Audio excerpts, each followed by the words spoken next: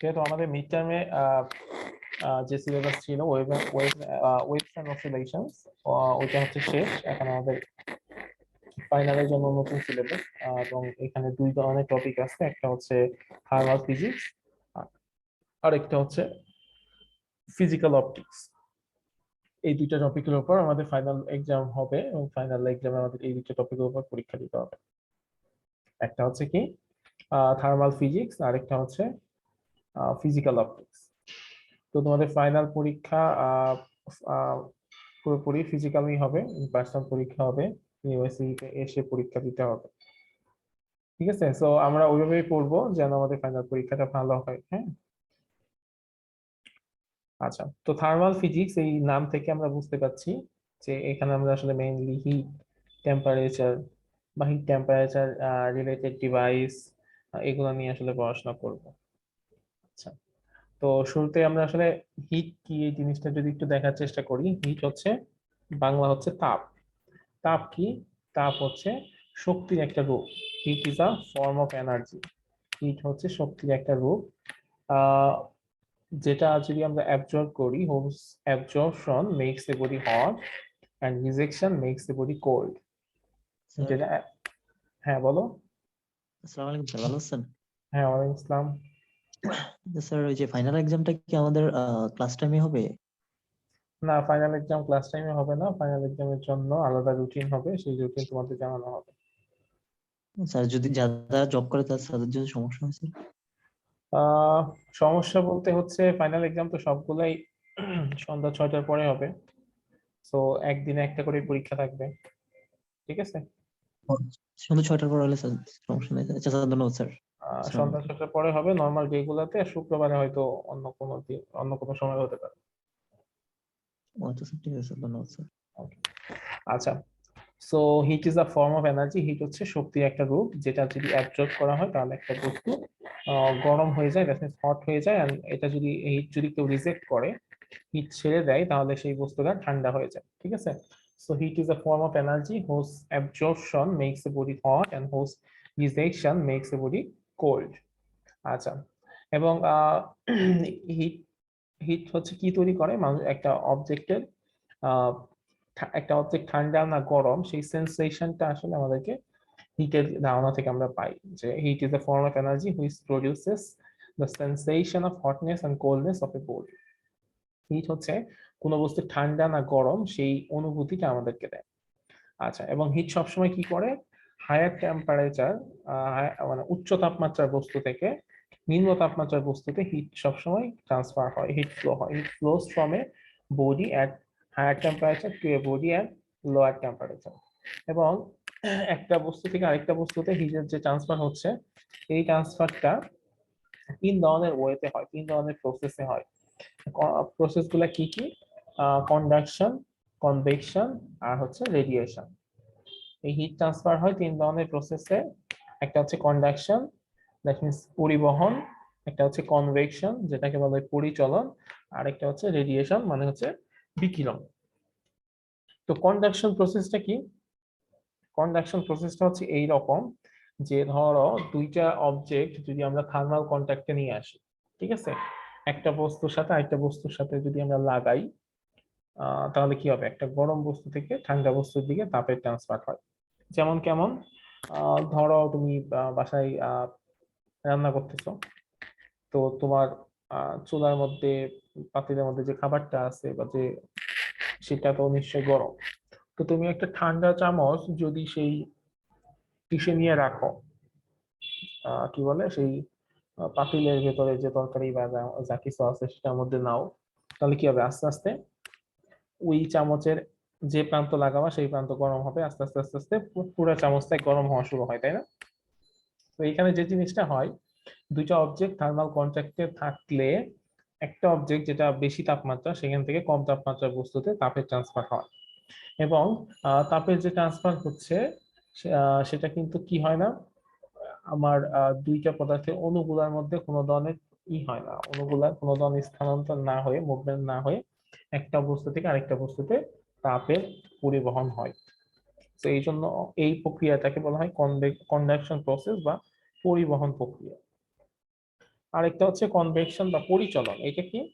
এটা হচ্ছে এরকম যে যখন আমরা পানি গরম করি তখন কি হয়, আহ, এটা হচ্ছে লিকুইডের ক্ষেত্রে হয় বা হচ্ছে গ্যাসের ক্ষেত্রে হয়, দ্যাট মিনস ফ্লুইডের ক্ষেত্রে আমার পরিচলন পদ্ধতিতে তাপের প্রবাহ হয়।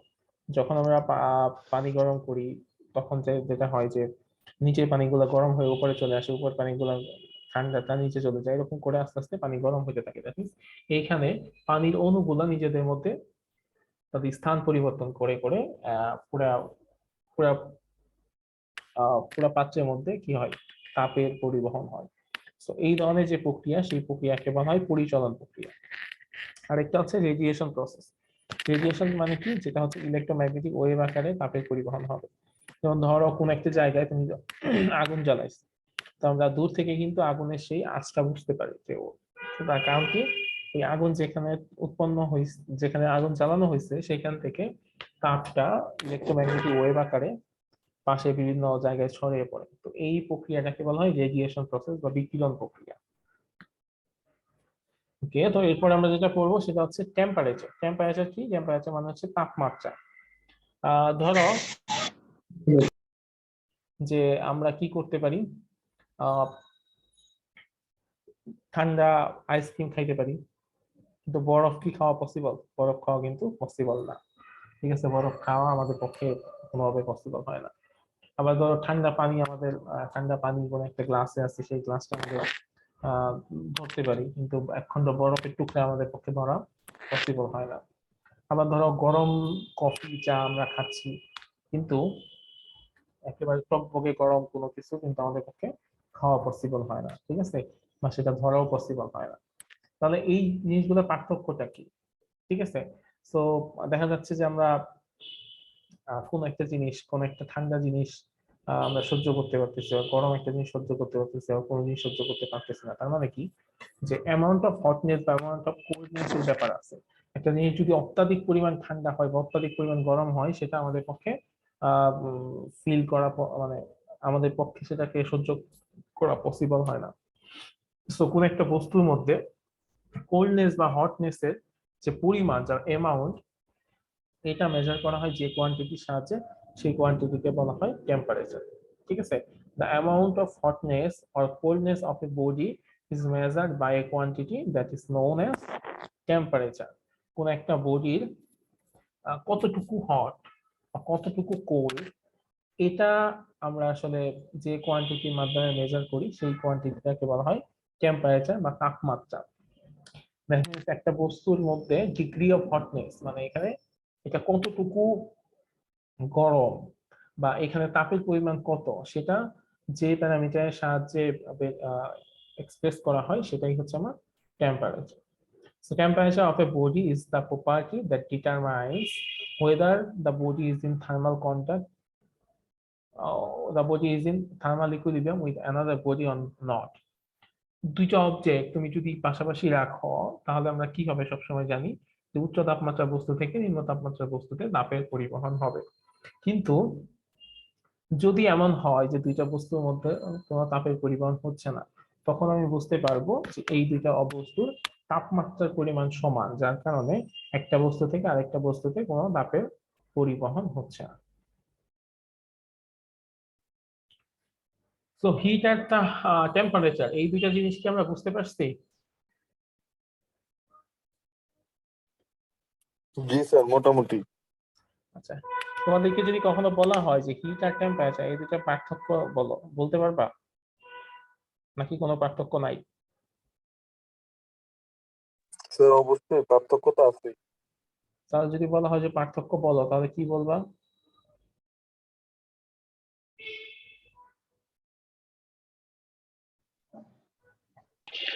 স্যার, হচ্ছে আমরা শুধু তাপ অনুভব করি, আর টেম্পারেচারে স্যার তাপ এবং কি ঠান্ডা দুইটাই অনুভব করি স্যার। হিট হচ্ছে স্যার তাপ, আপনার স্যার টেম্পারেচার হচ্ছে স্যার তাপমাত্রা, অর্থাৎ স্যার তাপ আমাদের লাগছে, কিন্তু কতটুকু পরিমাণ লাগছে সেইটুকু হচ্ছে স্যার টেম্পারেচার। আচ্ছা, হিটের একক কি? Sir joule. হিটের একক হচ্ছে জুল। আর টেম্পারেচারের একক কেলভিন। Temperature Kelvin. একক হচ্ছে কেলভিন বা ডিগ্রি সেলসিয়াস বা ডিগ্রি ফারেনহাইট। ঠিক আছে। আচ্ছা, হিট পরিমাপ করে যে যন্ত্রের সাহায্যে সেটার নাম হচ্ছে ক্যালোরিমিটার। আর টেম্পারেচার পরিমাপ করে যে যন্ত্রের সাহায্যে সেটার নাম হচ্ছে থার্মোমিটার। টেম্পারেচার পরিমাপক যন্ত্রের নাম হচ্ছে থার্মোমিটার, আর হিট পরিমাপক যন্ত্রের নাম হচ্ছে ক্যালোরিমিটার।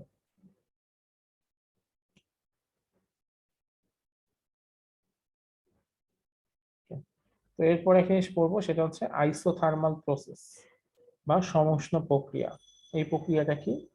এই প্রক্রিয়াটা হচ্ছে এইরকম যে যখন কোন একটা গ্যাসের মধ্যে কিছু পরিবর্তন করা হয়, গ্যাসে কি পরিবর্তন করা হয়? চাপের পরিবর্তন করা হয় বা আয়তনের পরিবর্তন করা হয় এট কনস্ট্যান্ট টেম্পারেচার। একটা একটা গ্যাসের তাপমাত্রাকে ধ্রুবক রেখে কনস্ট্যান্ট রেখে যদি ওই গ্যাসের চাপ এবং আয়তনের পরিবর্তন করা হয়, তাহলে ওই গ্যাসের মধ্যে যে ধরনের পরিবর্তন হয় সেই ধরনের পরিবর্তনকে বলা হয় আইসোথার্মাল চেঞ্জ। এবং যে প্রসেসের মাধ্যমে এই আইসোথার্মাল চেঞ্জটা হয় সেই প্রসেসটাকে বলা হয় আইসোথার্মাল প্রসেস। সমস্ত প্রক্রিয়া মাধ্যমে সমস্ত প্রক্রিয়ায় যে ধরনের পরিবর্তন হয় সেটাকে বলা হয় আইসোথার্মাল চেঞ্জ। আর আইসোথার্মাল চেঞ্জটা কি? যে যদি কোনো একটা গ্যাসের আমি চাপ এবং আয়তনের পরিবর্তন করি, তাপমাত্রাকে কনস্ট্যান্ট রেখে বা ধ্রুবক রেখে, তাহলে ওই গ্যাসের মধ্যে যে ধরনের চেঞ্জ হয় সেই চেঞ্জকে আমরা বলবো আইসোথার্মাল চেঞ্জ। আইসোথার্মাল প্রসেস বয়েলের সূত্র মেনে চলে। আইসোথার্মাল প্রসেসের ক্ষেত্রে প্রেসার এবং volume of a gas follows the Boyle's law. আচ্ছা, এবং কার্নোট সাইকেল সেটা হচ্ছে works on the basis of isothermal process. Carnot cycle isothermal প্রসেসের উপর বেস করে কাজ করে। এবং আইসোথার্মাল প্রসেসের ক্ষেত্রে আমরা যদি একটা গ্রাফ আঁকি, তাহলে কি হবে? পিবি গ্রাফ, যেখানে এক্স অ্যাক্সিসে ভলিউম থাকবে আর ওয়াই অ্যাক্সিসে থাকবে প্রেসার। তো এই গ্রাফটা হবে কেমন? এই গ্রাফটা হবে এরকম। কেমন গ্রাফ এটা? এটা অ্যাকচুয়ালি সম্পর্ক হচ্ছে P is proportional to 1/v, মানে পি আর বি একটা একটার সাথে ব্যস্ত অনুপাতিক সম্পর্ক। দ্যাট মিন্স যেখানে প্রেসারের পরিমাণ বেশি সেখানে ভলিউম কম, আর যেখানে প্রেসারের পরিমাণ কম সেখানে হচ্ছে ভলিউম বেশি। তো আমরা এখানে দেখতে পাচ্ছি এখানে ভলিউমের মান কম কিন্তু এখানটাতে প্রেসারের মান বেশি। আবার এখানে ভলিউমের মান বেশি কিন্তু এখানটাতে কি প্রেসারের মান, এখানে প্রেসারের মান কম। ঠিক আছে, তো একটা বাড়লে একটা কমে যায়। তো এক্ষেত্রে যে গ্রাফটা হবে সেই গ্রাফটা হয়ে যাচ্ছে এরকম। ঠিক আছে। আচ্ছা, তো এটা হচ্ছে সমুষ্ণ প্রক্রিয়া বা আইসোথার্মাল চেঞ্জ। আচ্ছা, এরপর আরেকটা চেঞ্জ নিয়ে আমরা পড়বো, সেটা হচ্ছে কি অ্যাডিয়াবেটিক চেঞ্জ। তার আগে আইসোথার্মাল চেঞ্জ প্রসেসের কিছু কন্ডিশন আছে, সেই কন্ডিশন গুলো আমরা একটু দেখি। আইসোথার্মাল প্রসেস কমপ্লিট করার জন্য অবশ্যই যে কন্টেইনারের মধ্যে গ্যাস রাখা হবে সেই কন্টেইনারটাকে গুড কন্ডাক্টর অফ হিট হইতে হবে। The container of the gas must be good conductor of heat. Container থেকে অবশ্যই তাপের সুপরিবাহী হইতে হবে। এবং the thermal capacity of the surroundings should be very high. এবং ওই কন্টেইনারের চারপাশের যে পরিবেশ থাকবে সেটা থার্মাল ক্যাপাসিটি, তাপ ধারণ ক্ষমতা, সেটা হতে হবে অনেক বেশি হইতে হবে। এবং আইসোথার্মাল প্রসেসের ক্ষেত্রে আমরা যে প্রেসারের পরিবর্তন করতেছি, প্রেসারটাকে বাড়াচ্ছি বা কমাচ্ছি, এই প্রসেসটা খুব স্লোলি হইতে হবে। কেন স্লোলি হইতে হবে? কারণ চিন্তা করো যে যখন তুমি ধরো একটা প্রেসার বাড়াচ্ছ, প্রেসার বাড়াইলে কোন একটা জায়গায় ভলিউম কি কমে যায় না বেড়ে যায়? চাপ বাড়াইলে আয়তন কি কমে যায় না বেড়ে যায়?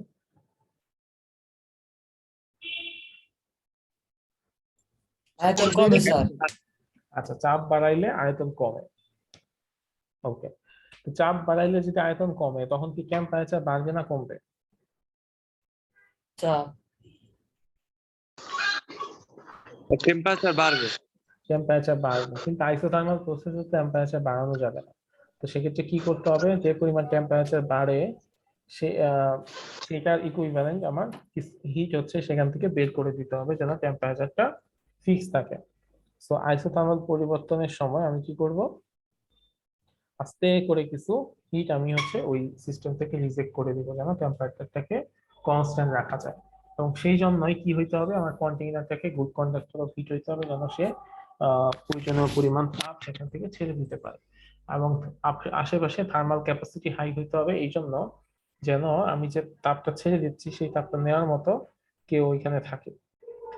আরেকটা জিনিস, এবং এই প্রক্রিয়াটা খুব স্লোলি হইতে হবে। স্লোলি না হইলে দেখা যাবে যে এক পর্যায়ে গিয়ে টেম্পারেচার বেড়ে গেছে, কিন্তু যেহেতু আমার টেম্পারেচার বাড়া যাবে না, তো এই প্রক্রিয়াটা খুব স্লোলি কমপ্লিট করতে হবে। ঠিক আছে। একইভাবে উল্টা ক্ষেত্রে একই ঘটনা, যদি আমি প্রেসার কমাই তাহলে কি হবে, আয়তন বাড়বে, আয়তন বাড়লে টেম্পারেচার কমবে, তো টেম্পারেচার কমলে তো সমস্যা। এই জন্য সারাউন্ডিংস থেকে আমার টেম্পারেচার হিট করতে হবে, অ্যাবজর্ব করতে হবে, অ্যাবজর্ব করে টেম্পারেচারটাকে কনস্ট্যান্ট রাখতে হবে। সেজন্য কি হইতে হবে, সারাউন্ডিংস এর থার্মাল ক্যাপাসিটি হাই হতে হবে এবং কন্টেইনারটাকে গুড কন্ডাক্টর অফ হিট হইতে হবে। আচ্ছা, এরপর হচ্ছে অ্যাডিয়াবেটিক প্রসেস বা রুদ্ধতাপীয় প্রক্রিয়া। রুদ্ধদ্বার বৈঠক নাম শুনছো না? রুদ্ধদ্বার বৈঠক মানে কি, যে বৈঠকের খবর বাইরে কেউ জানে না, বা বাইরে থেকে কোনো ইনফরমেশন যে বৈঠকে ঢুকে না, এরকম একটা বৈঠক, হ্যাঁ। তো রুদ্ধতাপীয় প্রক্রিয়া হচ্ছে এরকম একটা প্রসেস। রুদ্ধতাপীয় প্রক্রিয়া হচ্ছে এরকম প্রসেস যে প্রসেসে কোনো একটা সিস্টেম কোনো ধরনের হিট রিসিভ করে না বা কোনো ধরনের হিট রিজেক্ট করে না, তো এই ধরনের প্রক্রিয়াটাকে বলা হয় adiabatic process. The process in which a system neither receives heat or rejects heat, যে প্রক্রিয়াতে কোনো সিস্টেম কোনো ধরনের হিট রিসিভ করে না বা কোনো ধরনের হিট রিজেক্ট করে না।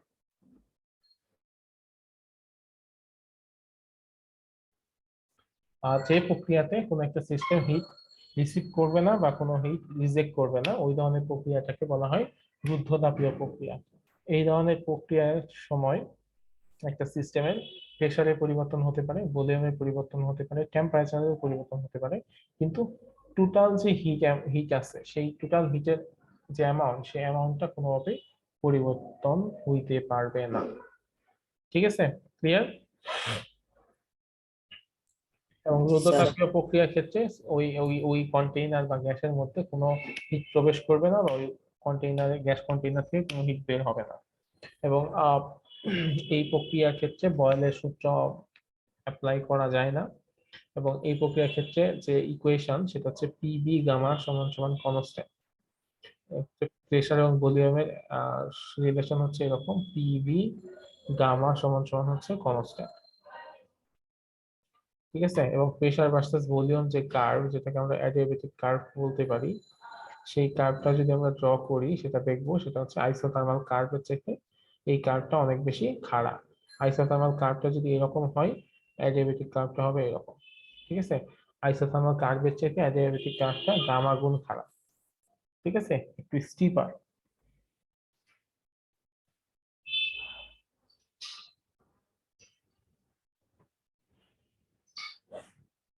এই ক্ষেত্রে কন্ডিশন গুলো কি? এক্ষেত্রে কন্ডিশন গুলো হচ্ছে এরকম যে গ্যাস কন্টেইনারটাকে, যেহেতু অ্যাডিয়াবেটিক প্রসেসে আমার কোনো ধরনের হিট প্রবেশ করবে না বা কোনো হিট বের হবে না, এই জন্য গ্যাস কন্টেইনারটাকে অবশ্যই মানে নন কন্ডাক্টিং হইতে হবে বা ইনসুলেটর টাইপের হইতে হবে। গ্যাস কন্টেইনারটাকে নন কন্ডাক্টিং বা ইনসুলেটর টাইপ হইতে হবে। এবং সারাউন্ডিংস এর যে thermal capacity, that should be very low. Surroundings এর থার্মাল ক্যাপাসিটি খুবই লো হইতে হবে। একই সাথে the change of pressure of the gas must be very rapid. এবং চেঞ্জ অফ প্রেসারের যে ঘটনাটা ঘটবে সেটা খুবই র্যাপিডলি হইতে হবে, so that heat exchange with the surroundings does not take place. এবং চেঞ্জ অফ প্রেসার এই প্রক্রিয়াটা খুব দ্রুত হয়ে যেতে হবে, যেন কোনো ধরনের হিট এক্সচেঞ্জ না হতে পারে, টেম্পারেচার বাড়লে কোনো সমস্যা নাই। সো আইসোথার্মাল প্রসেস আর অ্যাডিয়াবেটিক প্রসেস, এই দুটো প্রসেস সম্পর্কে কি আইডিয়া হয়েছে তোমাদের? জি স্যার, মোটামুটি আইডিয়া হয়েছে স্যার। তো এখানে একটা আছে, পার্থক্য আছে, এই পার্থক্যটা তোমরা একটু দেখে নিও। আমরা এতক্ষণ যা পড়লাম সেগুলাই হচ্ছে এখানে পার্থক্য আকারে দেয়া আছে। আচ্ছা, এরপর হচ্ছে ইরিভার্সিবল প্রসেস, আর একটা নাম হচ্ছে ইরিভার্সিবল প্রসেস। এই দুটো কি? রিভার্সিবল প্রসেস মানে হচ্ছে প্রত্যাগামী প্রক্রিয়া, আর ইরিভার্সিবল প্রসেস মানে হচ্ছে অপ্রত্যাগামী প্রক্রিয়া। তো প্রত্যাগামী প্রক্রিয়াটা কি? প্রত্যাগামী প্রক্রিয়া হচ্ছে এরকম যে কোন একটা প্রসেস সামনের দিকে অগ্রসর হইলো, সেটাকে আমরা পেছনের দিকে ব্যাক করালাম, তাহলে সেটা ঠিক আগের স্টেটে ব্যাক করছে। এরকম যদি করা যায় তাহলে ওই প্রসেসটাকে বলা হয় রিভার্সিবল প্রসেস। ঠিক আছে, reversible process is one which can be retracted in the opposite direction so that the working substance passes through exactly the same state in all respects as in the direct process. জিনিসটা কেমন, যে ধরো তোমার কাছে এক খন্ড বরফ আছে, সেই বরফটাকে তুমি পানিতে বরফটাকে তুমি তাপ দিলে, তাপ দিলে সেটা কি হবে? পানিতে পরিণত হবে। সেটাকে তুমি যদি আরো তাপ দাও সেটা বাষ্পে পরিণত হবে। আচ্ছা, এখন উল্টা প্রসেসে আবার যদি তুমি ব্যাক করো, সেই পুরা বাষ্পটাকে তুমি যদি ঠান্ডা করো তাহলে সে পানি হবে, পানিটাকে আবার ঠান্ডা করলে সে আবার সেই বরফ অবস্থায় ফেরত আসবে। এই ধরনের যে প্রক্রিয়া বা এই প্রক্রিয়াটাকে আমরা বলবো রিভার্সিবল প্রসেস বা প্রত্যাগামী প্রক্রিয়া। আর ইরিভার্সিবল প্রসেসটা কি? ইরিভার্সিবল প্রসেস হচ্ছে এরকম যে প্রসেসকে, যে প্রক্রিয়াকে অপোজিট ডিরেকশনে ব্যাক করে আনা যায় না। ঠিক আছে, সেটা হচ্ছে অপ্রত্যাগামী প্রক্রিয়া। অপ্রত্যাগামী প্রক্রিয়া কেমন? আমাদের প্র্যাকটিক্যাল লাইফে যত ঘটনা ঘটে সবই হচ্ছে আসলে অপ্রত্যাগামী প্রক্রিয়া। ঠিক আছে, ধরো তুমি এখান থেকে গ্রিন ইউনিভার্সিটিতে গেলা, গেলে তোমার কি হবে? শক্তি কম হবে। তুমি যখন ব্যাক করে ফেরত আসো তাহলে কি শক্তিকে আবার ফেরত পাবা? ফেরত পাবা না, তোমার ডাবল শক্তি খরচ হবে। সো আমাদের প্র্যাকটিক্যাল লাইফে যত ঘটনা ঘটে সবই হচ্ছে ইরিভার্সিবল প্রসেস। ঠিক আছে, ফ্রিকশনের কারণে যে হিট প্রডিউস হয় সেটাও ইরিভার্সিবল প্রসেস। ইলেকট্রিক্যাল রেজিস্ট্যান্সের মধ্য দিয়ে কারেন্ট ফ্লোর ফলে যে কারেন্ট হিট উৎপন্ন হয় সেটা হচ্ছে ইরিভার্সিবল প্রসেস।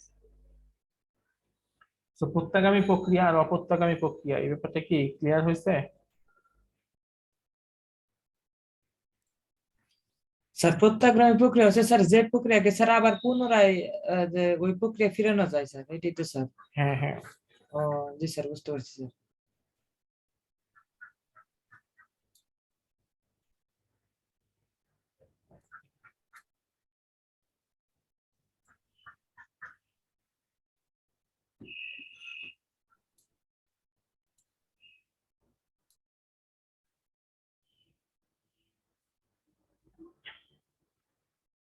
আচ্ছা এখন আমরা একটা জিনিস করবো, সেটা হচ্ছে থার্মোডাইনামিক সিস্টেম।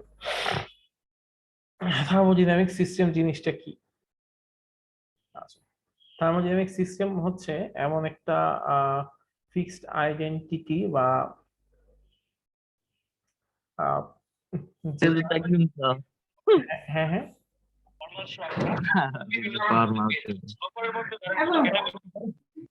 যেমন ধরেন যে এটা ছেলের কাছে এইটা আছে, জাপান ব্র্যান্ড ছেলের কাছে এইটা আছে, সাইজটা কালো এবং এটা খারাপ। কি শুরু হইলো?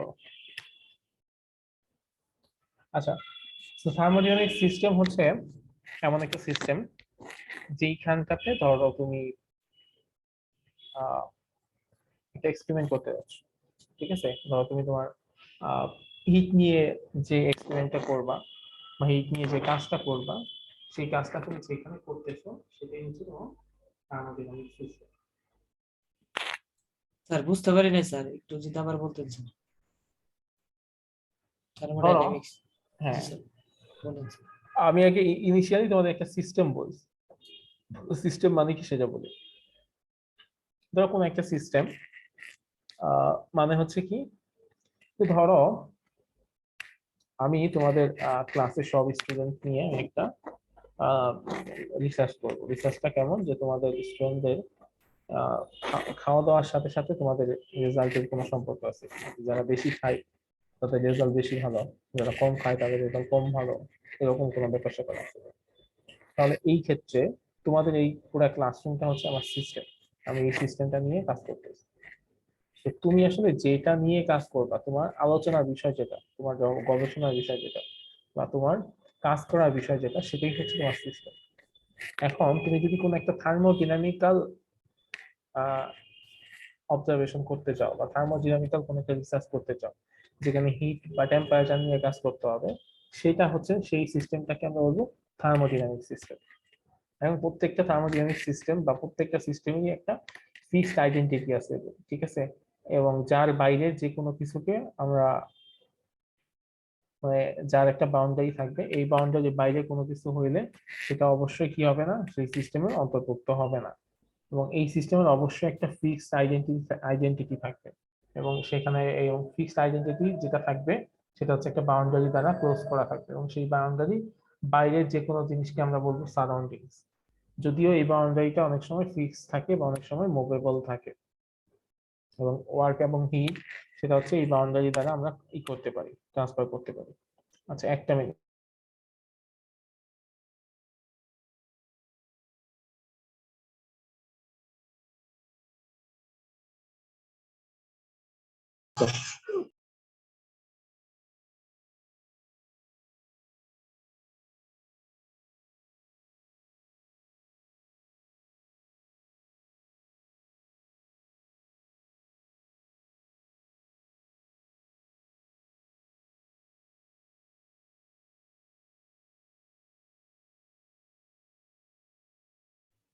ঠিক আছে, সো এটা হচ্ছে একটা বাউন্ডারি, যে বাউন্ডারি বাইরে যা কিছু আছে সবগুলো হচ্ছে সারাউন্ডিংস। মানে তোমাদের ক্লাস নিয়ে যদি আমি রিসার্চ করি, তোমাদের ক্লাসের বাইরে অন্য যে কোনো স্টুডেন্ট হচ্ছে কি আমার বাউন্ডারি বাইরে, তার মানে তারা হচ্ছে আমার সারাউন্ডিংস। ঠিক আছে, ধরো তুমি একটা গাড়ি ইঞ্জিন নিয়ে কাজ করবে, তো সেক্ষেত্রে তোমাদের গাড়ি ইঞ্জিনটা হচ্ছে তোমার সিস্টেম। ঠিক আছে, ইঞ্জিনের বাইরে যা কিছু আছে সব হচ্ছে সারাউন্ডিংস।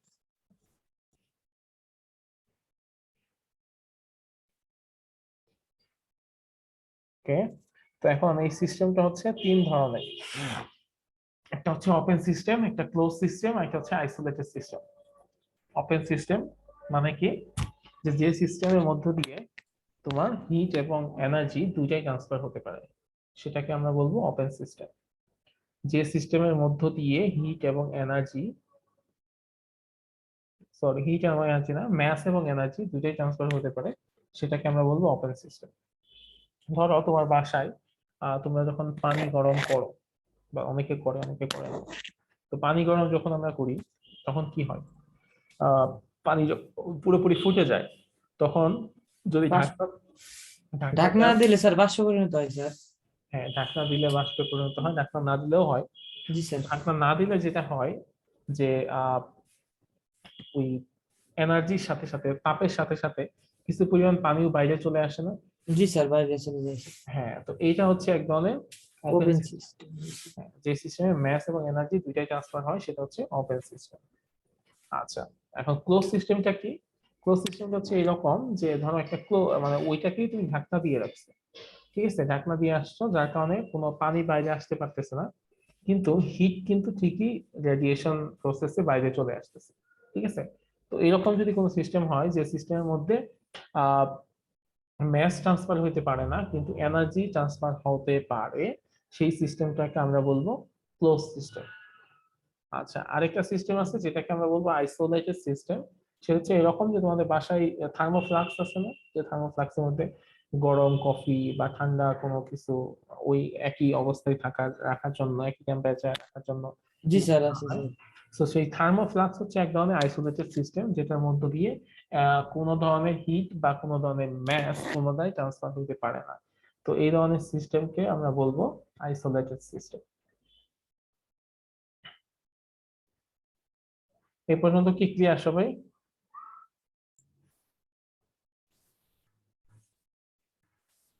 জি স্যার, বুঝতে পারছি স্যার। বাকিরা এখন স্যার। হ্যাঁ, বাকিদের কি অবস্থা বলতো?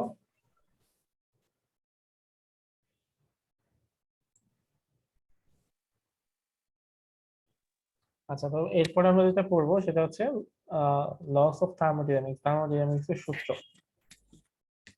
তো থার্মোডাইনামিক্স এর চারটা সূত্র আছে: zeroth law of thermodynamics, first law of thermodynamics, second law of thermodynamics and third law of thermodynamics. এই চারটা সূত্র আমরা আসলে পড়বো। তো এর মধ্যে জিরোথ ল অফ থার্মোডাইনামিক্স জিনিসটা কি? জিরোথ ল অফ থার্মোডাইনামিক্স এর সাথে জিরো শব্দটার আসলে কোনো সম্পর্ক নাই। আহ, এই এই এই লটা আসলে থার্মোডাইনামিক্স এর সবগুলা লয়ের শেষে আবিষ্কার করা হয়েছে।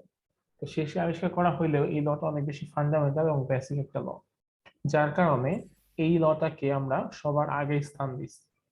ঠিক আছে, এবং সবার আগে স্থান দেওয়ার জন্য এটাকে নাম দেওয়া হয়েছে, যেহেতু আগে 1 2 3 আছে, সো এরপরে কি করা যায়, এরপরে দিয়ে তো 4 দিতে হবে। তো এই জন্য এটাকে আগে স্থান, বেসিক ল যার কারণে এটা আগে স্থান দেওয়া হয়েছে এবং এই জন্য এটার নাম হয়েছে জিরোথ ল অফ থার্মোডাইনামিক্স। তো এই জিনিসটা খুবই সহজ। এই জিনিসটা বোঝার জন্য একটা কনসেপ্ট আগে কনসেপ্ট সম্পর্কে আগে আইডিয়া নিতে হবে, সেটা হচ্ছে থার্মাল ইকুইলিব্রিয়াম বা তাপীয় সাম্য অবস্থা।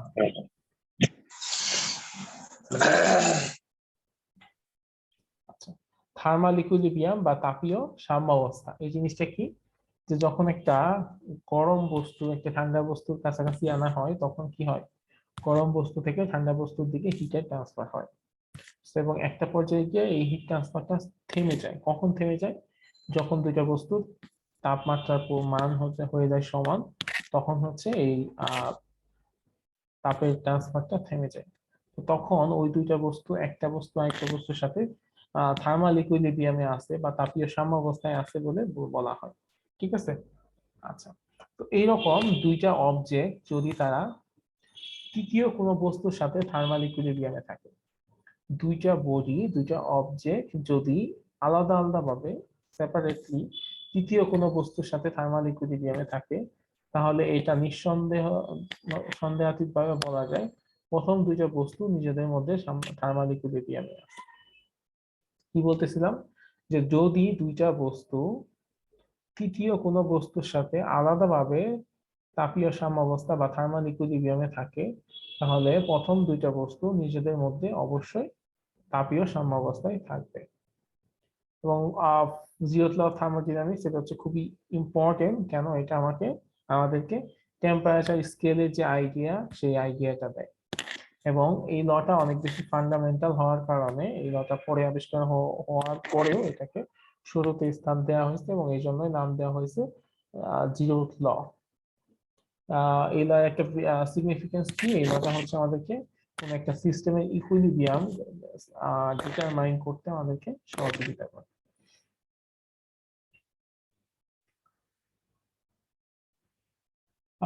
এটা নিয়ে কারো কনফিউশন?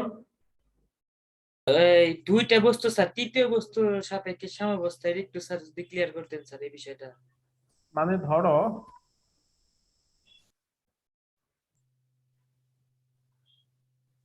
এই একটা বস্তু, একটা উদাহরণ দেন, একটা উদাহরণ দিলে অনেক ক্লিয়ার হইতো স্যার।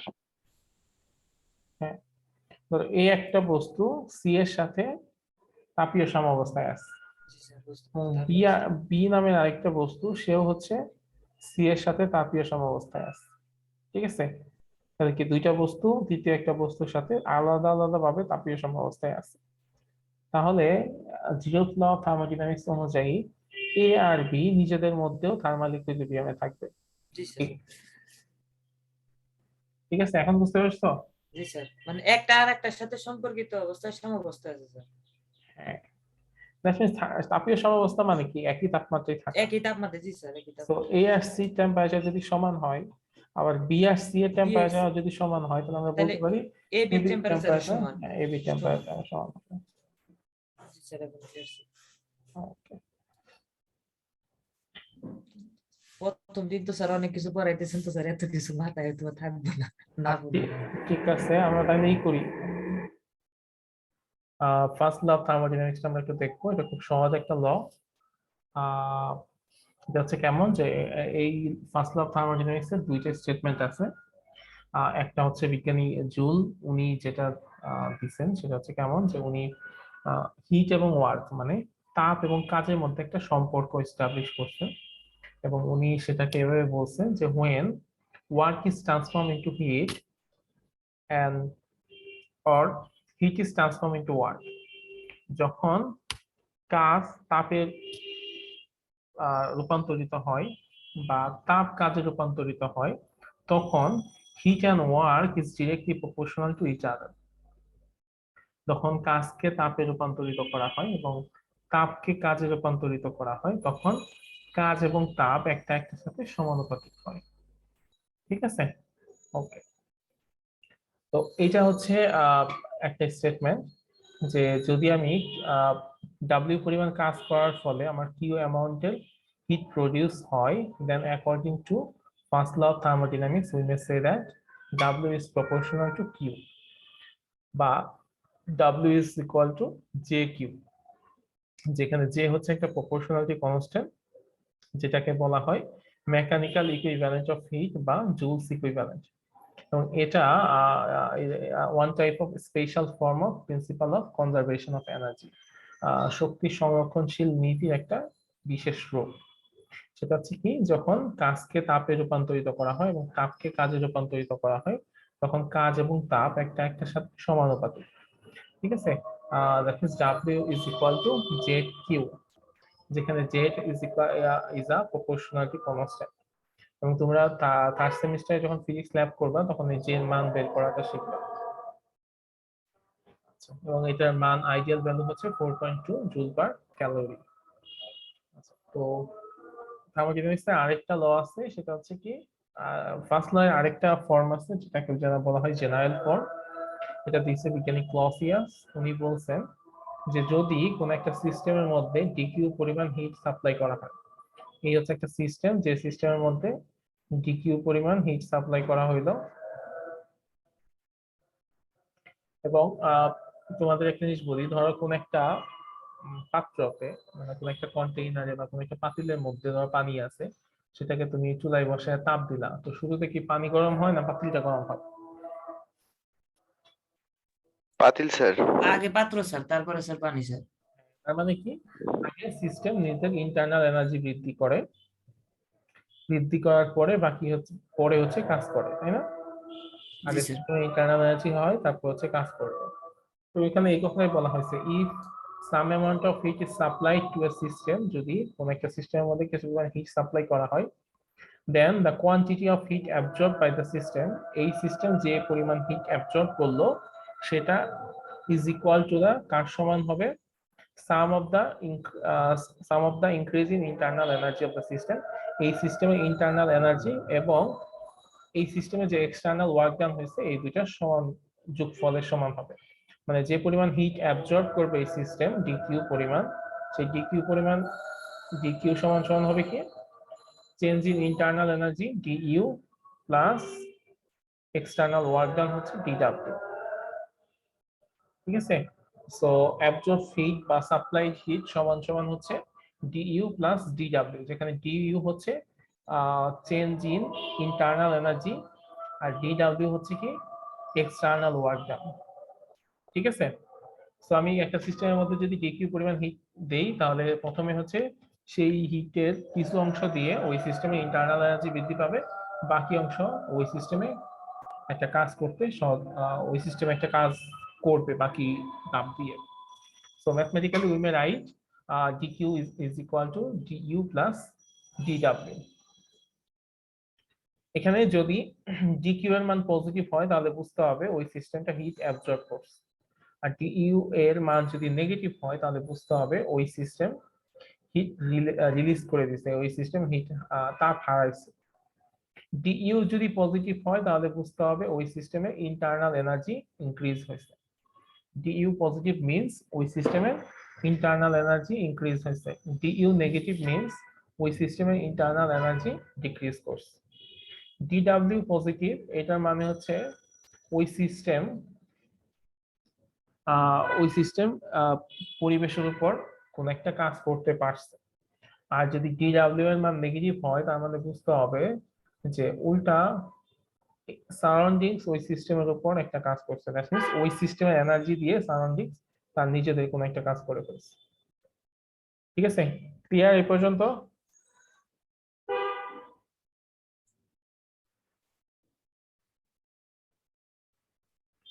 হ্যাঁ, শুনতে পাচ্ছ আমাকে? জি স্যার। জি স্যার।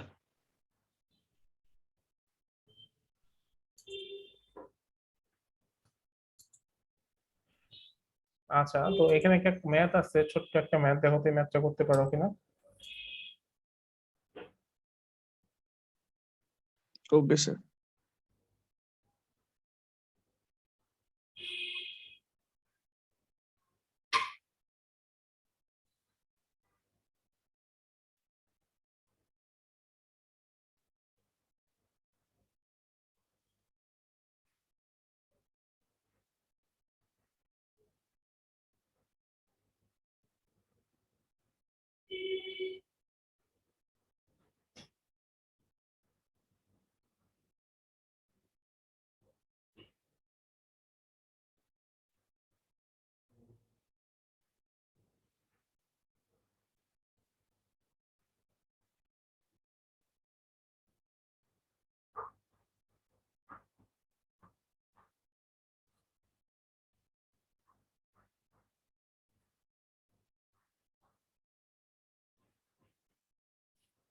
কত হবে এক্সটার্নাল ওয়ার্ক ডানটা কত হবে?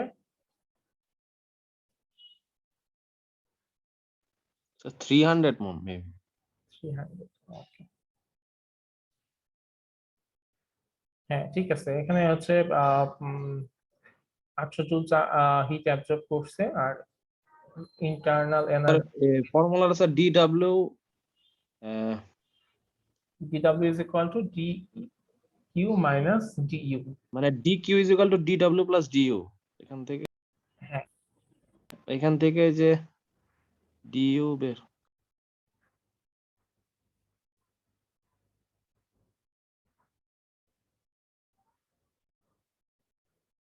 তো এরপর হচ্ছে একটা থার্মোডাইনামিক সিস্টেমের ওয়ার্ক ডানটা কিভাবে হবে সেই জিনিসটা একটু দেখানোর চেষ্টা করি।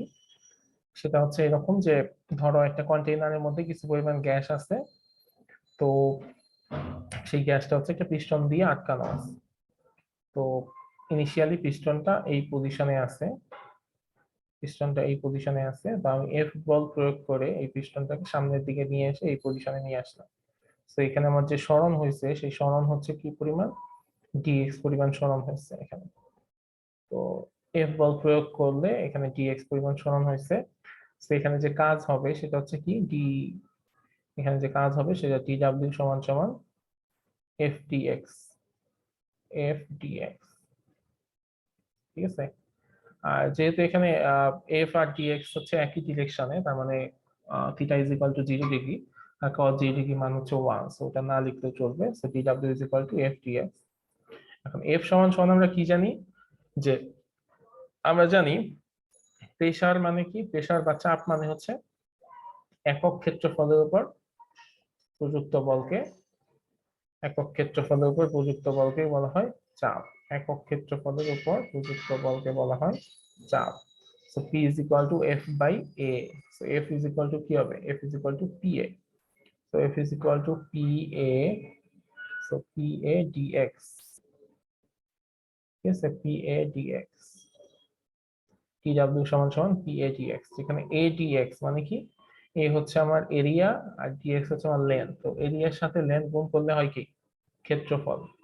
সো এটা হবে PdV। সো DW সমান সমান আসলে কি আমার PdV। সো আমি কি করতে পারি, যে কোনো একটা নির্দিষ্ট চাপে যদি আমার ভলিউমের পরিবর্তন হয়, তাহলে সেই চাপ ইনটু ভলিউমের পরিবর্তনকে যদি আমি গুণ করি, তাহলে আমার কি পাওয়া যায়, কাজের মানটা পাওয়া যায়। ঠিক আছে, DW is equal to PdV। ঠিক আছে, যে কোনো একটা সিস্টেমে কোন একটা নির্দিষ্ট চাপে যদি ভলিউমের পরিবর্তন হয়, আয়তনের পরিবর্তন হয়, তাহলে আয়তনের পরিবর্তনকে চাপ দিয়ে গুণ করলে আমি কি পাই, কাজের মানটা পেয়ে যাই। ঠিক আছে, so DW is equal to PdV। ঠিক আছে, ক্লিয়ার? জি স্যার।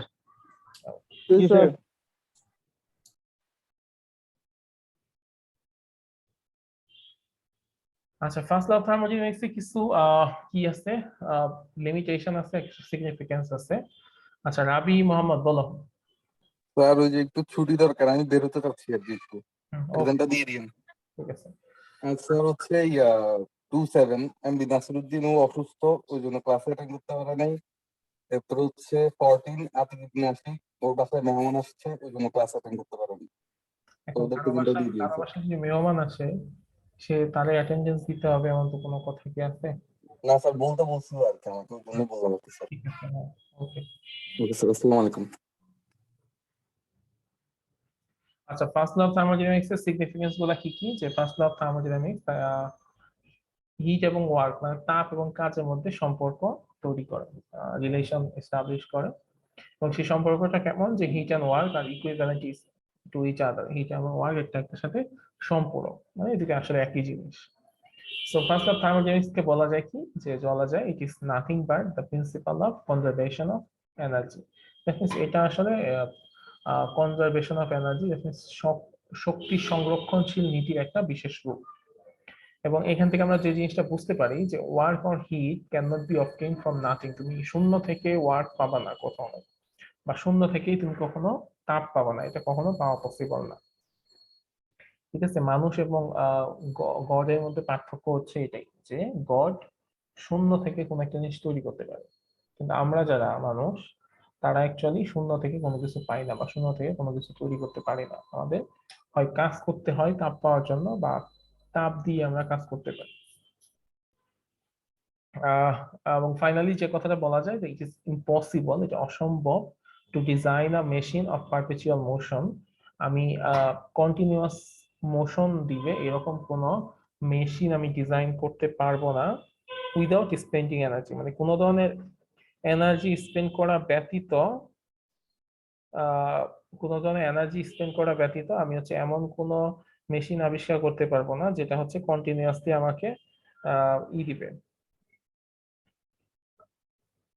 মানে অবিরাম হচ্ছে গতিতে চলতে থাকবে এরকম কোনো মেশিন, যেটা কোনো এনার্জি ছাড়া অবিরাম চলতে থাকবে এরকম কোনো মেশিন আবিষ্কার করা কোনোভাবে পসিবল না। আচ্ছা, এই হচ্ছে আমার ফার্স্ট ল অফ থার্মোডাইনামিক্স এর সিগনিফিকেন্স। আর এই ফার্স্ট ল অফ থার্মোডাইনামিক্স এর কিছু লিমিটেশন আছে। লিমিটেশনটা কি, যে ফার্স্ট ল অফ থার্মোডাইনামিক্স আমাকে বলে দেয় নাই যে কতটুকু এনার্জি, হিট এনার্জি কাজে পরিণত হবে। মানে হিট এনার্জি কাজে পরিণত হবে এটা আমি জানি, বাট কতটুকু হিট এনার্জি কাজে পরিণত হবে সেটা আমি জানি না। একই সাথে it does not tell the direction of heat flow, একই সাথে এটা আমাকে হিট ফ্লো ডিরেকশন সম্পর্কে কোনো আইডিয়া দেয় নাই, যে হিট ফ্লোটা কোন ডিরেকশন থেকে কোন ডিরেকশনে হবে এরকম কোনো আইডিয়া আমাকে ফার্স্ট ল অফ থার্মোডাইনামিক্স দেয়। তো আমরা একটু আগে আরেকটা নতুন ফর্মুলা পড়ছিলাম, সেটা হচ্ছে ডিডব্লিউ দিয়ে, DW is equal two PDV. তো ওই ফর্মুলা প্লাস ডি কিউ সমান সমান ডিইউ প্লাস ডিডব্লিউ বা ডিইউ প্লাস পিডিভি, এই দুইটা ফর্মুলা ইউজ করে এই ম্যাথটা একটু করো তো সবাই, দেখো তো করতে পারো কিনা।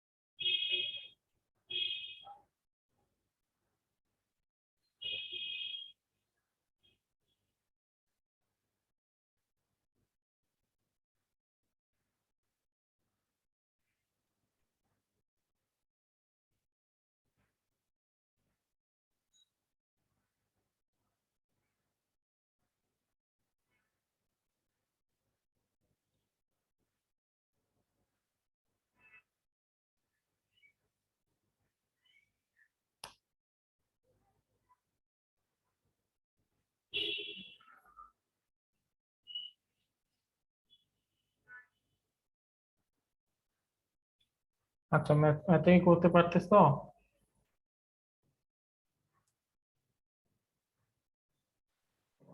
স্যার বুঝতে পারিনি স্যার। বুঝতে পারোনি না বুঝতে পারছো?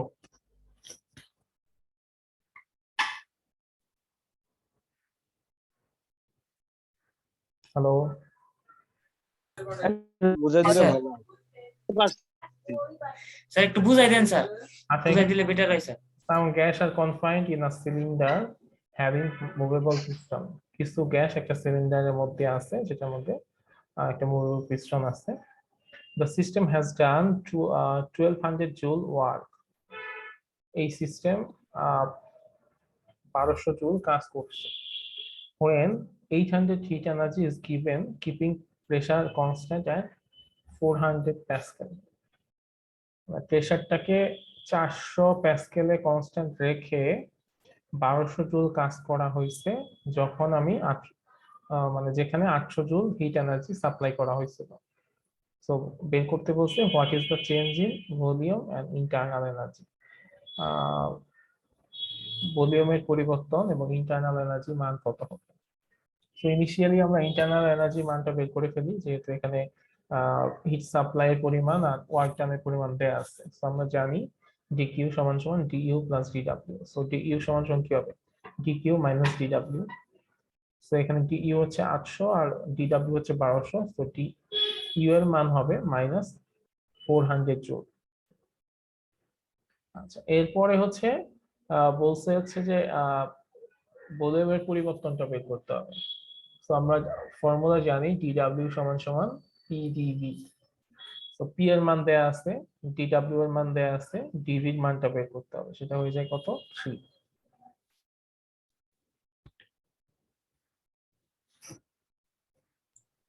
স্যার ডিডব্লিউ তে স্যার কি বুঝাইছে স্যার, আর ডি ইউ আর ডি কিউ স্যার এই স্যার যদি বলতেন স্যার। ডিডব্লিউ হচ্ছে তুমি একটা সিস্টেম কি পরিমাণ হিট অ্যাবজর্ব করে, ডিইউ হচ্ছে একটা সিস্টেমে ইন্টারনাল এনার্জির পরিবর্তন কতটুকু হয়েছে, আর ডিডব্লিউ হচ্ছে ওই সিস্টেমে কি পরিমাণ কাজ হয়েছে। ঠিক আছে, ডি কিউ রে স্যার এটা বুঝি নাই স্যার, পরে দুটো বুঝছি স্যার, ইন্টারনাল আর হলো স্যার কাজে কি পরিমাণ কাজ ডিকিউ হয়েছে। ডিকিউ হচ্ছে অ্যাবজর্ব হিটের মান কত। ও ঠিক আছে, এখন বুঝতে পারছি স্যার। আচ্ছা, এটা যদি বুঝে থাকো তাহলে 2 নম্বর ম্যাথটা একটু করো তো। 2 নম্বর ম্যাথ এখানে বলছে when 5 × 10³ joule heat is supplied to a gas, যখন এত পরিমাণ হিট এখানে সাপ্লাই করা হলো, দ্যাট মিন্স এটা হচ্ছে dQ of volume 100 meter cube at normal pressure, মানে নরমাল প্রেসার মানে 1 অ্যাটমসফিয়ার প্রেসারে যখন গ্যাসের ভলিউম ছিল 100 মিটার কিউব, তখন 5 × 10³ কিউব জুল হিট সাপ্লাই করা হয়েছে, এবং এই সাপ্লাইয়ের ফলে the volume changes to 100.2 metre cube, এবং এই ঘটনার ফলে ভলিউমটা চেঞ্জ হয়ে 100.2 মিটার কিউব হয়ে গেছে। সো আমাকে বের করতে হবে find the work done, work ডানটা বের করতে হবে আমাকে। তো করো সবাই।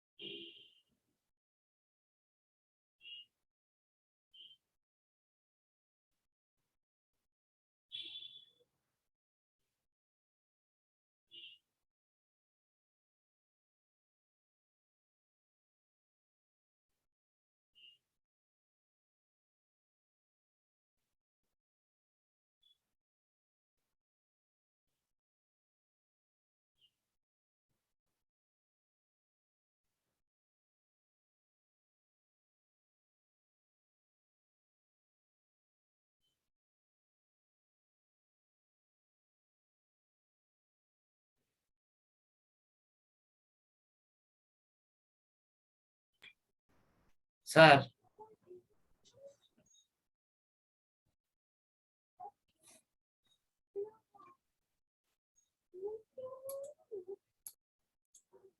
হ্যালো স্যার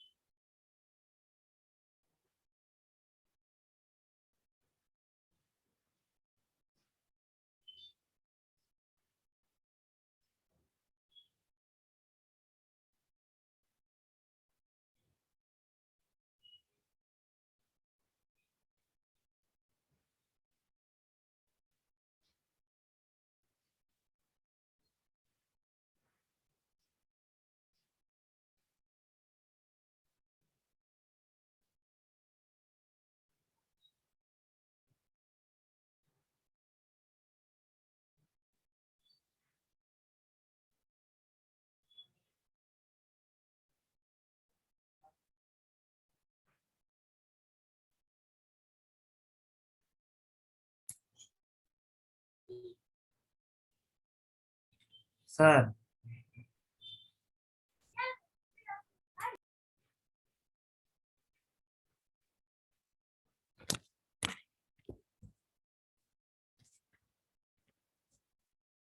হ্যাঁ, কি ম্যাথটা করতে পারছো? করছি স্যার অ্যান্সার এসে -1 × 10⁻³ মাইনাস কেন আসবে? আচ্ছা, ডিডব্লিউ সমান হচ্ছে পিডিবি, তাই না? জি স্যার এখানে পি এর মান হচ্ছে 1 অ্যাটমসফিয়ার। তো পি এর মানটা হচ্ছে 1 অ্যাটমসফিয়ার, এটাকে এসআই এককে নিতে হবে। এসআই একক মানে হচ্ছে প্যাসকেলে নিতে হবে। জি স্যার তো 1 অ্যাটমসফিয়ার মানে হচ্ছে 1.013 into 10⁵ প্যাসকেল। ঠিক আছে, 1.013 into 10⁵ প্যাসকেল। আচ্ছা, ঠিক আছে। আর ডিবি হচ্ছে কত? ডিবির মান হচ্ছে, দেখো পরবর্তীতে ভলিউম হয়েছে 100.2 আর আগে জি ছিল স্যার হচ্ছে 100 100, তাহলে পরিবর্তন হচ্ছে কত? জি -0.2 মাইনাস না, শুধু 0.2। ও জি স্যার এর জন্যই স্যার আমার মাইনাস হয়েছে স্যার অ্যান্সার 0.2, সো 1.013 into 10⁵ কে 0.2 দিয়ে গুণ করলে অ্যান্সার চলে আসবে। ও স্যার এর কারণে মাইনাস স্যার 1000 জুল আসছে, হ্যাঁ হ্যাঁ, 1000 জুল আসছে 1000। Del work. জি হ্যাঁ, 1000 এর মতো হয়ে আসবে। 1000 না 10,000 এরকম হবে না, 1000ই হবে। হ্যাঁ, ঠিক আছে।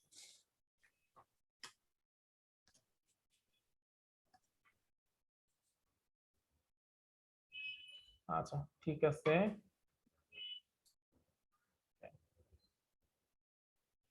আচ্ছা, এরপরে আমরা সেকেন্ড ল অফ থার্মোডাইনামিক্স পড়ব। সেকেন্ড ল অফ থার্মোডাইনামিক্স এর কয়েকটা স্টেটমেন্ট আছে। ক্লসিয়াসের স্টেটমেন্ট আছে, কেলভিনের স্টেটমেন্ট আছে, প্ল্যাঙ্কের স্টেটমেন্ট আছে, কার্নোর স্টেটমেন্ট আছে। বাট সবগুলোই খুবই সহজ কথাবার্তা, বুঝলে খুবই সহজ জিনিস। বিজ্ঞানী ক্লসিয়াস কি বলছেন? খুবই সহজ একটা কথা বলছেন, যে আমরা জানি যে একটা বস্তু যখন মানে উচ্চ তাপমাত্রার বস্তু থেকে নিম্ন তাপমাত্রার বস্তুতে তাপের ট্রান্সফার হয়, এটা আমরা জানি। ঠিক আছে, তো উনি বলছেন যে it is impossible to make heat flow from a body at a lower temperature to a body at a higher temperature without doing any external work on the substance.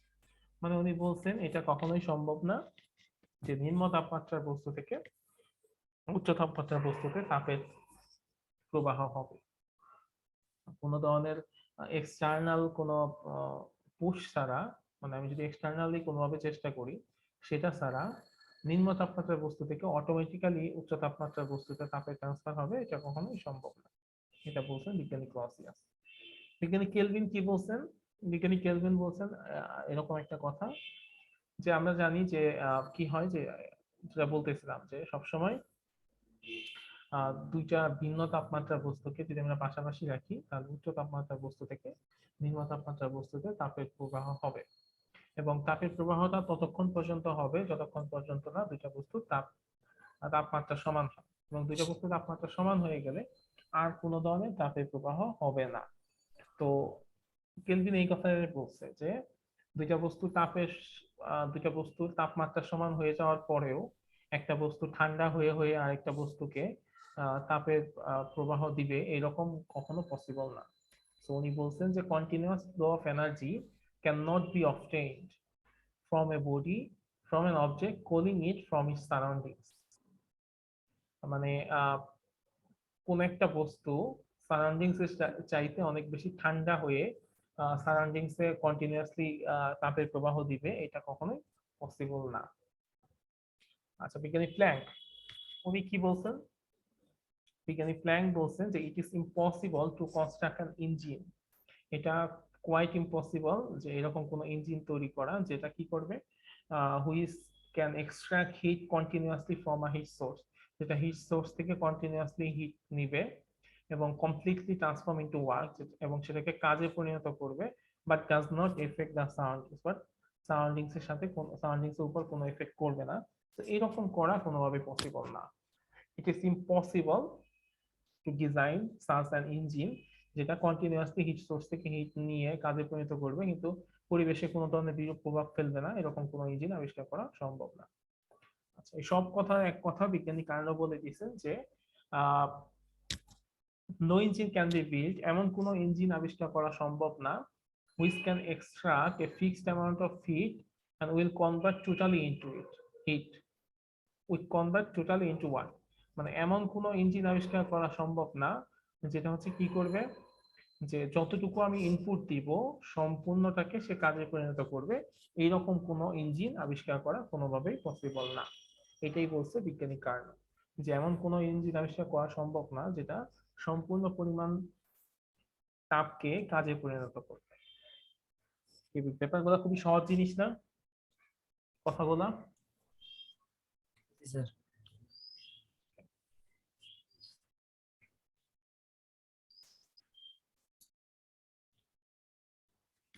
আচ্ছা, এরপরে আমরা যেটা বলবো সেটা হচ্ছে what is Carnot engine. Carnot ইঞ্জিনটা কি? ওকে, তো কার্নোট ইঞ্জিন হচ্ছে এক ধরনের হিট ইঞ্জিন। হিট ইঞ্জিন মানে কি, যেটা হিট এনার্জি তাপ শক্তিকে যান্ত্রিক শক্তিতে রূপান্তরিত করে, সেটাকে আমরা বলি হিট ইঞ্জিন বা তাপ ইঞ্জিন। তো কার্নো ইঞ্জিন এক ধরনের বিজ্ঞানী কার্নো এক ধরনের থিওরিটিক্যালি এক ধরনের আইডিয়াল ইঞ্জিন, আদর্শ ইঞ্জিনের প্রপোজাল দেন, যে ইঞ্জিনটাকে আমরা আসলে কার্নোট ইঞ্জিন বলি। এই ইঞ্জিন হচ্ছে সব ধরনের ডিফেক্টস এবং লিমিটেশন থেকে মুক্ত, এবং যেটা সব প্র্যাকটিক্যাল ইঞ্জিনের মধ্যেই থাকে। সো এটা অ্যাকচুয়ালি এক ধরনের ভার্চুয়াল জিনিস বা ইমাজিনারি একটা ইঞ্জিন, এটা আসলে প্র্যাকটিক্যালি পসিবল না। তো এই ইঞ্জিনটা দরকার কেন, যে এটা আমরা থিওরিটিক্যালি খুব সহজে এক্সপ্লেইন করতে পারি ওয়ার্কিং প্রিন্সিপাল গুলো, এবং এই ইঞ্জিনের সাথে নরমাল প্র্যাকটিক্যাল ইঞ্জিনে আমরা কম্পেয়ার করে কোন একটা ইঞ্জিন কতটা ভালো সেটা আমরা আসলে বের করতে পারি। তো এই জন্য এই ইঞ্জিনের প্রয়োজনীয়তা আছে। কার্নো ইঞ্জিন 4 ধরনের সাইকেল কমপ্লিট করে তার অপারেশন গুলো কমপ্লিট করে। ফার্স্ট যে সাইকেল সেটার নাম হচ্ছে আইসোথার্মাল এক্সপেনশন। দেখো এখান থেকে এই পর্যন্ত তার ভলিউমের এক্সপেনশন হচ্ছে, এই জন্য ফার্স্ট প্রসেসটাকে বলা হয় আইসোথার্মাল এক্সপেনশন। যেহেতু ভলিউম বেড়ে যাচ্ছে তো এই প্রসেসটাকে আমরা বলবো আইসোথার্মাল এক্সপেনশন। তো যেহেতু ভলিউম বেড়ে যাচ্ছে, তো ভলিউম বেড়ে গেলে কি টেম্পারেচার বাড়ে না কমে? টেম্পারেচার স্যার কমে। হ্যাঁ, ভলিউম বেড়ে গেলে টেম্পারেচার কমে। তাহলে যেহেতু এটা একটা আইসোথার্মাল প্রসেস, তাহলে কি করা যাবে না, টেম্পারেচার কমা যাবে না। তাহলে কি করতে হবে, বাইরে থেকে হিট নিয়ে আসতে হবে। আচ্ছা, তো একটা কার্নো ইঞ্জিন হচ্ছে এরকম, যে ধরো এটা একটা কার্নো ইঞ্জিন, সেই ইঞ্জিন 3 ধরনের আসনের মধ্যে থাকে।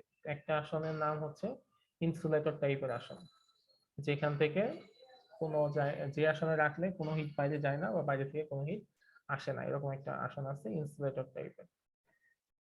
আরেকটা আছে হচ্ছে হিট সোর্স টাইপের একটা ইঞ্জিন আছে, যেখান থেকে আমরা চাইলে হিট নিতে পারি।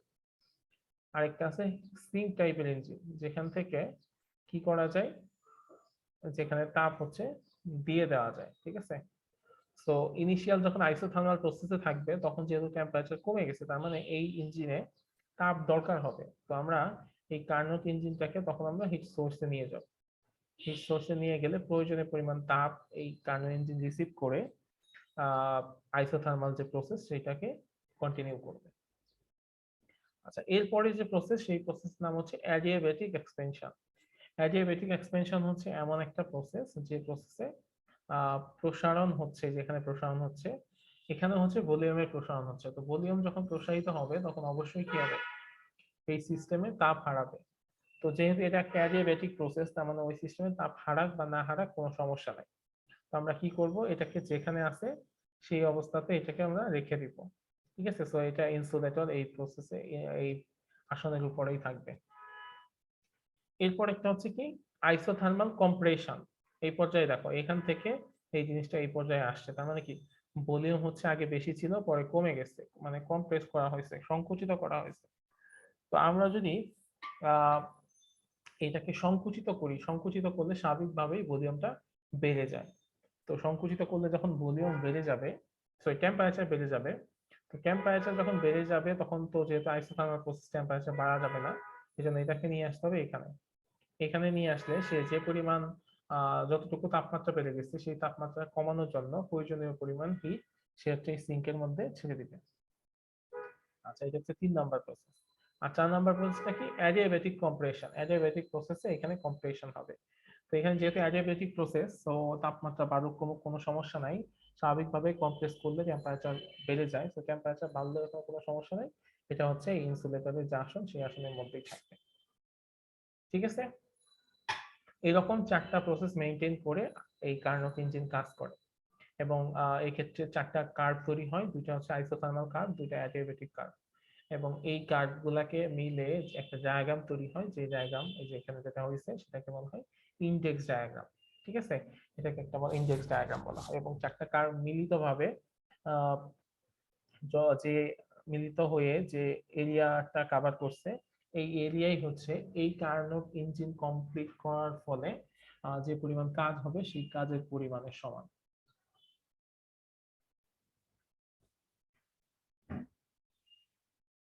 হ্যালো, শুনতে পাচ্ছ? জি sir. G sir.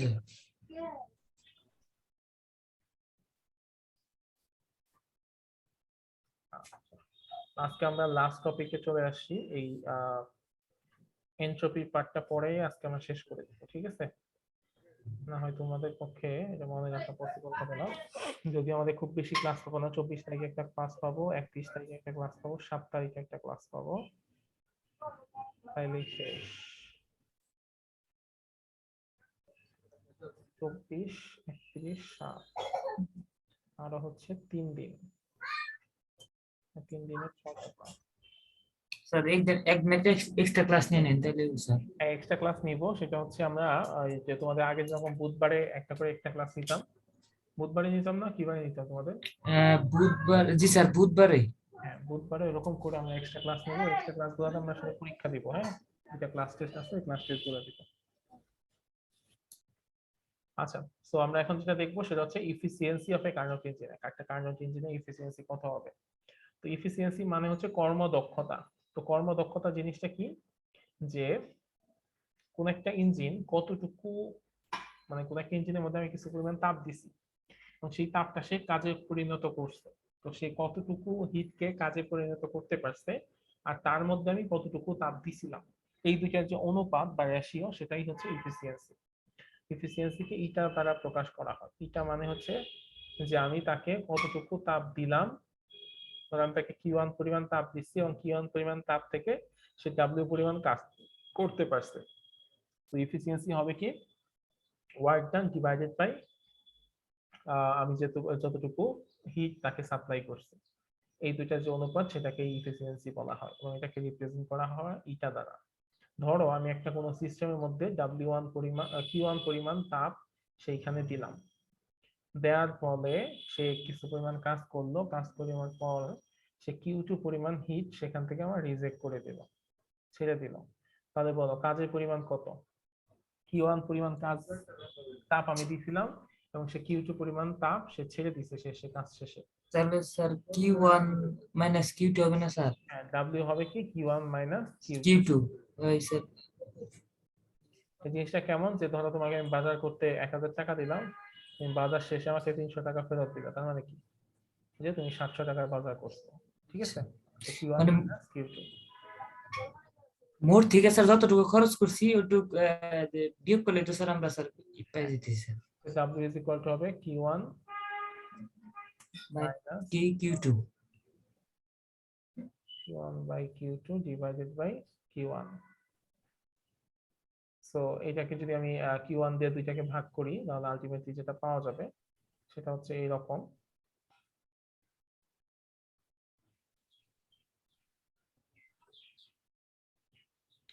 Eta is equal to 1 minus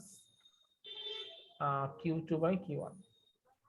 Eta is equal to 1 minus Q2 by Q1। ঠিক আছে? তো এটাকে যদি আমি 100% এ বের করার চেষ্টা করি, তাহলে কি করতে হবে, এর সাথে 100% জিনিসটা গুণ করে দিতে হবে। Eta is equal to 1 minus Q2 by Q1 into 100%। ঠিক আছে? Eta is equal to 1 minus Q2 by Q1 into 100%।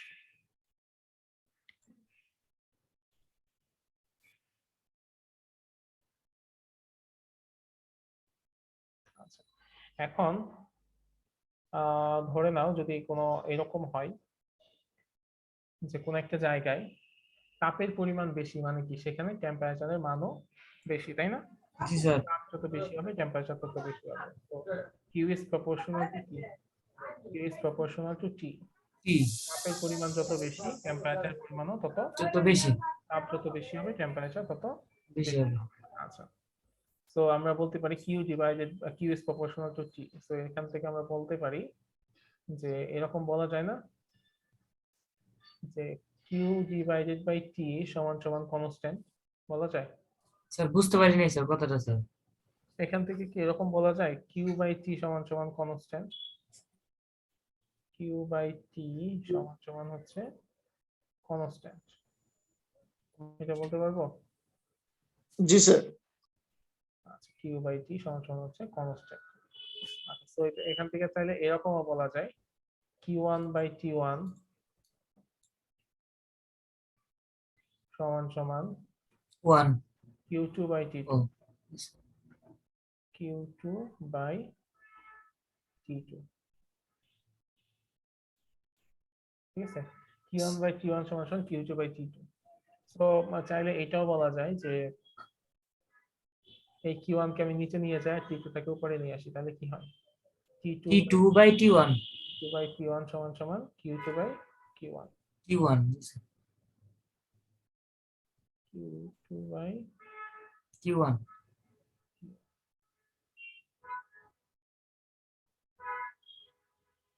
তো এখানে Q2 বাই Q1 এর জায়গায় আমরা T2 বাই T1 লিখতে পারি, তাই না?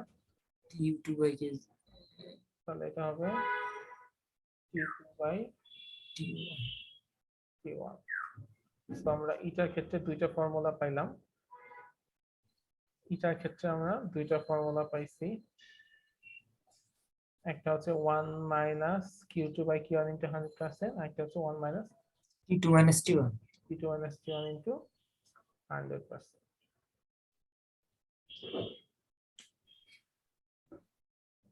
ঠিক আছে? জি sir minus T2 by T1 into 100%। তো দুইটা ফর্মুলা ইউজ করে আমরা ম্যাথ করতে পারি। যখন Q এর মান দেওয়া থাকবে তখন Q এর মান দিয়ে ম্যাথ করব, যখন T এর মান দেওয়া থাকবে তখন T এর মান দিয়ে ম্যাথ করব। ঠিক আছে? ক্লিয়ার? জি স্যার ক্লিয়ার জি স্যার। ওকে। তো এই যে এখানে দেখো একটা ম্যাথ আছে যে find the efficiency of the Carnot engine working between the steam point and the ice point. Steam point মানে হচ্ছে 100 ডিগ্রি সেলসিয়াস আর আইস পয়েন্ট মানে হচ্ছে 0 ডিগ্রি সেলসিয়াস। 0 ডিগ্রি সেলসিয়াস জি স্যার তো হিট রিলেটেড যে কোনো ম্যাথ করার জন্য অবশ্যই সেলসিয়াসকে কেলভিনে কনভার্ট করতে হবে। ঠিক আছে? হিট রিলেটেড যে কোনো ম্যাথ করার সময় সেলসিয়াসকে অবশ্যই কেলভিনে কনভার্ট করতে হবে। সো সেলসিয়াসকে যদি কেলভিনে কনভার্ট করো তাহলে কি হবে? 100 কে হয়ে যাবে, সেলসিয়াস থেকে কেলভিনে নিতে হলে কি করতে হয়? 273 স্যার যোগ দিতে হয় যোগ করতে হয়। সো 100 ডিগ্রি সেলসিয়াস হবে 373 কেলভিন, আর 0 ডিগ্রি সেলসিয়াস হবে 273 কেলভিন। সেলসিয়াস কি স্যার করলে স্যার বলে স্যার কাটা যাবে স্যার? হ্যাঁ, সেলসিয়াসে করলে ম্যাথ কাটা যাবে, কারণ 0 ডিগ্রি সেলসিয়াস এটা তো হইলে কি হবে, 0 হয়ে যাবে না? জি স্যার 0 হয়ে যাবে স্যার। তো 0 ডিগ্রি সেলসিয়াস মানে কি 0? জি স্যার। না না, আমাকে একটা জিনিস বলো, 0 ডিগ্রি সেলসিয়াস মানে কি 0? 0 ডিগ্রি সেলসিয়াস স্যার। ধরো আমি বললাম তোমার কাছে 0 টাকা, 273 কেলভিন স্যার। মানে ধরো তোমার কাছে 0 টাকা আছে, তার জি মানে স্যার। কি তোমার কাছে কোনো টাকা নাই। জি স্যার। একটা বস্তুর মধ্যে টেম্পারেচার 0 ডিগ্রি সেলসিয়াস, তার মানে ওই বস্তুতে কোনো টেম্পারেচার নাই, ব্যাপারটা কি? না স্যার এটা তো স্যার টেম্পারেচার আছে, অবশ্যই স্যার temperature আছে স্যার, আছে। টেম্পারেচার আছে স্যার। হ্যাঁ, তো এই জন্যই সেলসিয়াস স্কেলে ম্যাথ করা যাবে না, কেলভিনে কনভার্ট করে করতে হবে। ঠিক আছে? জি স্যার বুঝতে পারছি এখন স্যার। তো জাস্ট হচ্ছে ম্যাথে ফর্মুলা বসাইলে গুণ টুন করে দিলে তো ম্যাথ হয়ে যাবে। তো আমি তোমাদেরকে ম্যাথে একটা প্রবলেমে একটা শীট দিয়ে দিব, এই শীটে অনেকগুলা ম্যাথ আছে, সেই ম্যাথগুলো তোমরা করবা, ঠিক আছে? ওকে স্যার ট্রাই করব। এই শীটে ম্যাথগুলো তোমরা করবা, এখানে এই ইফিসিয়েন্সি নিয়ে অনেকগুলা ম্যাথ আছে, এই ম্যাথগুলো করার চেষ্টা করবা সবাই।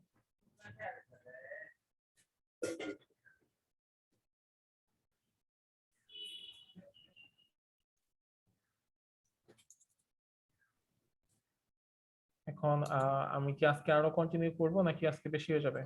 স্যার বেশি হয়ে যাবে স্যার, আমাদের আবার ক্লাস আছে স্যার। স্যার ম্যাথে মেবি দিছেন আপনি। ম্যাথে শীটটা দিয়ে দিছি, হ্যাঁ। স্যার ম্যাথের সেকশনটা একটু মানে দিলে একটু বেটার হইতো, জন্য বুঝতে